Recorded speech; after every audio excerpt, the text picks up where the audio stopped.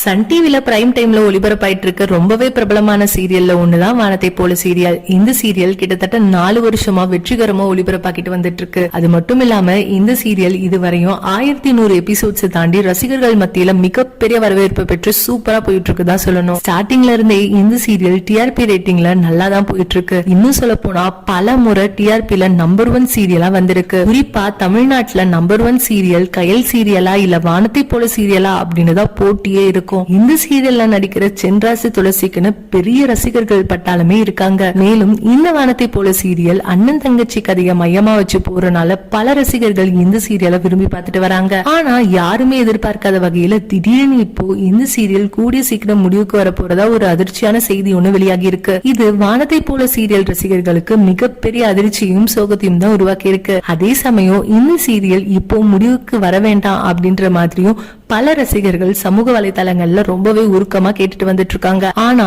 தொடர்ந்து இப்போ பல புது சீரியல் வரப்போறனால வேற வழியே இல்லாம இந்த சீரியல் முடிக்க போறதா சொல்லியிருக்காங்க. அது மட்டும் இல்லாம டிஆர்பி ரேட்டிங்ல கொஞ்ச நாளா மோசமான ரேட்டிங்ஸ் தான் எடுத்துட்டு வந்துட்டு இருக்கு. இதனால இப்போ இந்த சீரியல் முடிவுக்கு கொண்டு வர போறாங்களாம்.